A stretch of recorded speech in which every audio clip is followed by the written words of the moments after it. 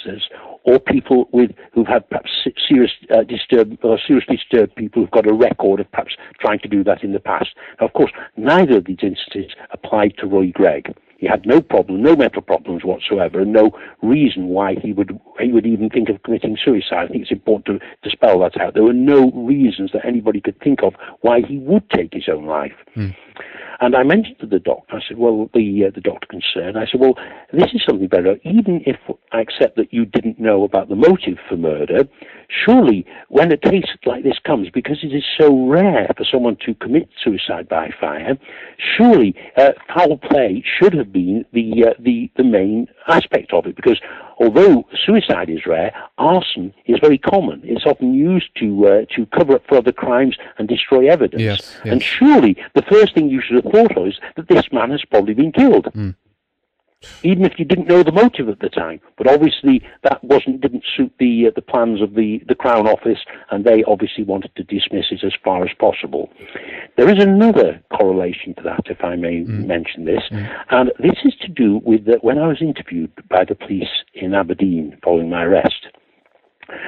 A few days after I returned home, I received a transcript of the interview. And further crimes have already also been committed by either and the Grampian Police and or members of the Crown Office, because 2 sections of the transcript have been removed. The 2 sections that would make things extremely difficult for the Crown Office and for Grampian Police. One of these was when I asked the officer who was doing the interrogating, Detective Sergeant Drummond, and I said to him, now, I said, DS Drummond, did you arrest me on your own volition, or were you told to arrest me? And he sort of wouldn't answer at first. And I said, no. I said, I'm guessing that you didn't arrest me just because of your own initiative. Someone told you to arrest me. And he said, well, I can't really talk about that. So I said, come on. I said, I think I'm entitled to know. Who precisely ordered my arrest? I want to know. And he sort of then said, well, he said it was a sort of team effort, and it involved the Crown Office. I said, oh, really? I said, and please tell me the members of this team? And then he shut up. He said, I'm not saying any more. Now, that particular part of the interview is missing from the transcript as a criminal offence. The other thing that relates to the death of Hollie Greig was that later on in the interview, the officer again, DS Drummond, asked me about the email addresses that I used. Well, there's one that I use very commonly, and everybody knows what that is. But there is one that I use very, very rarely. And I said to him, yes, there is another one, and I'll tell you what it is. I said, I've used that email to communicate with the person that we believe is involved in the murder of Robert David Greig. And I said, this man, I gave the man's name. I won't do it on the air now, but I know exactly who it is. This man was allegedly one of the rescuers of the person who attempted to rescue Hollie Greig. We have every reason to believe that he was one of the murderers, in fact. And I gave the police the name and where he lives, and the fact that he is positioned at the moment where he's a supervisor for a large oil company. And this is completely missing from the transcript. And I reckon then that nothing has happened consequently to that. He hasn't been questioned or anything like that. I wouldn't think so. No, I would very much doubt it, because if he were questioned, of course, all roads would lead to incriminating senior officers in the Grampian Police, members of the judiciary, and of course, ultimately, a senior member of the Scottish government. And the Scottish government, of course, don't want that to happen, do they? Absolutely not. And has this then has it officially been dubbed a suicide, and there's no further investigation going on at this point, or what is happening? Well, there wasn't until we challenged it right now. Right, okay. Until we got the autopsy. Nothing was happening till then. But in fact, what I can say is, on a legal document, the solicitor representing the other side has actually described Robert David Greig's death as murder, not alleged murder. The other side have now accepted that he has been murdered. So that's a victory, if we look at it that way. It is a victory. Yeah. Yes, it is a victory. So have other victims been coming out now as well and speaking up when they might notice that there's someone out there who is leading, as it were, spearheading exposing this ring inside the Scottish establishment. Anne or Robert, have you been approached by other people? I haven't been approached by anyone, no, although I have been approached by people in other cases, I have to say, but not directly related to this one.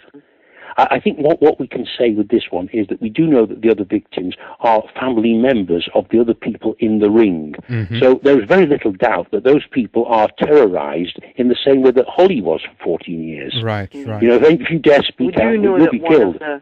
The perpetrators has, said to actually a friend of mine, because she says, when the Robert's paperwork was going round Aberdeen, she said to her, "What are you going to do about this?"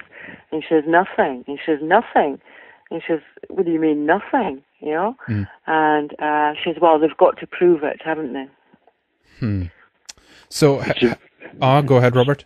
Sorry, go ahead. No, Henrik. Sorry, you go ahead. I just wanted to ask you as well, and then if... basically, if you know why Hollie chose to spoke up, because again that came as obviously a revelation, a great shock to you in 2000 when this happened. Do you know why Hollie all of a sudden chose to talk about this or mention it? Well, what happened was when we was in the hospital, I was trying to reassure her, because I was going to be leaving my husband back in '94. Because I discovered that he was sleeping with prostitutes in Singapore. And I was I was going to divorce him then, but I stupidly believed what he was, he said to me, that it would never happen again.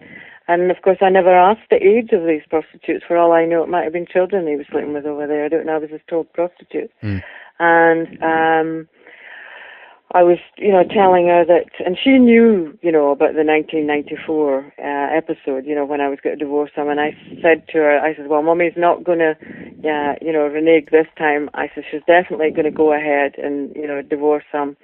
And, I was just trying to reassure her. And she told me that we had to get our dogs because he would kill them, And I said, he won't, Hollie. I said, "You won't kill your dogs." "Yes, he will. He'll kill."